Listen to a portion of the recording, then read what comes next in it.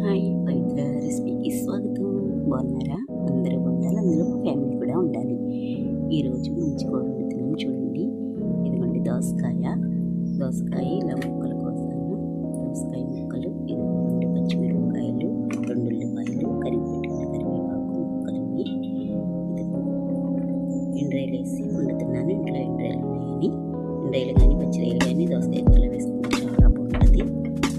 చూడండి, ఇప్పుడు పానీ పెట్టి నూనె వేసాను. నూనె కాగుతుంది. ఉల్లిపాయ ముక్కలు, పచ్చిమిరపకాయ ముక్కలు, కరివేపాకు వేసాను.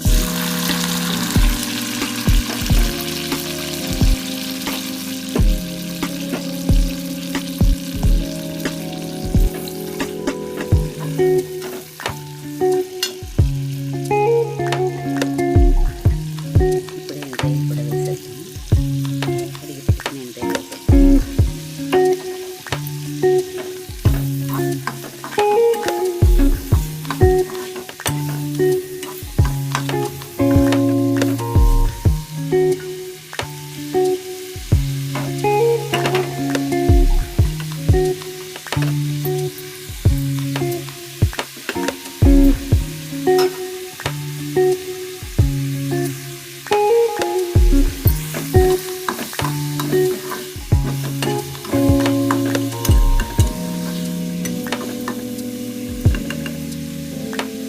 ఇలా ఉల్లిపాయలు వేయించుకుంటున్నాను. దోసకాయ ముక్కలు కూడా వేసేస్తాను.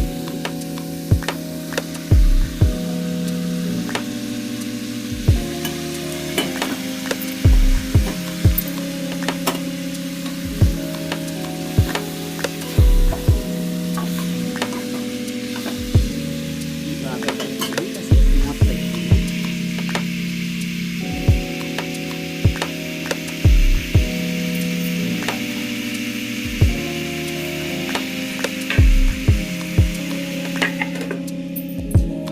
మూత పెట్టుకుందాం. బాగా మగ్గాక మీకు ఉప్పు, కారం, పసుపు వేసి చూపిస్తాను.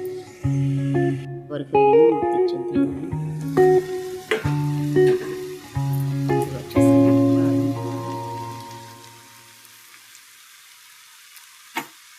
చూసారా, బాగా మగ్గింది కదా. ఇప్పుడు మనం ఇందులో ఉప్పు వేద్దాం.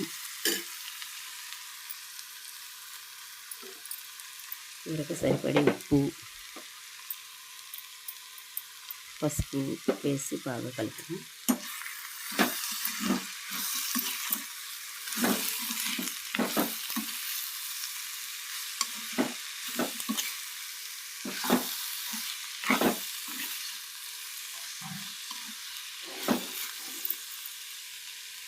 ఇప్పుడు ఒక చిటికెడేనండి మసాలా పొడి, చాలా బాగుంటుంది కూర టేస్ట్ అని కొద్దిగా వేస్తున్నాను. చిటికెడే వేసాను.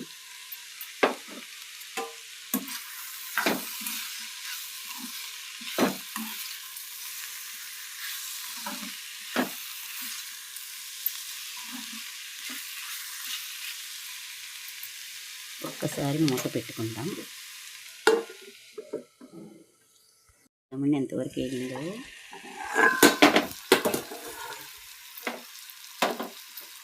బాగా వేగింది. ఇప్పుడు మనం కారం వేసేస్తున్నాం సరిపడా.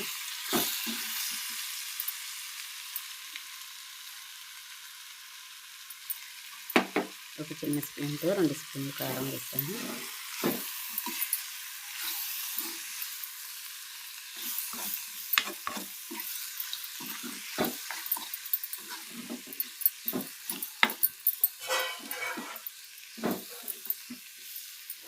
గ్రేవీకి తగ్గ వాటర్ వేద్దాం.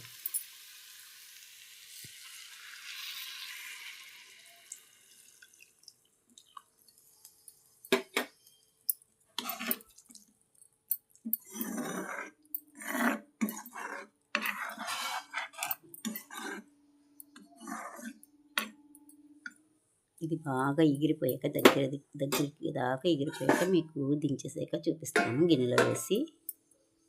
ఎండ్రాయిలు కూర రెడీ అయిపోయింది. మీరు కూడా ఒకసారి ఇలా ట్రై చేయండి. చాలా బాగుంటుంది అన్నమాట, టేస్టీగా. ఒక ఇంత దోసకాయ ఈ కూర అయ్యిందన్నమాట. సూపర్గా ఉంటుంది. మీరు కూడా ఒకసారి ఇలా ట్రై చేయండి. పవిత్ర రెసిపీ చూసిన వాళ్ళు లైక్ చేయండి, షేర్ చేయండి, కామెంట్లు తెలపండి. సరేనా? ఇంకో మంచి రెసిపీలో కలుద్దాం. బాయ్.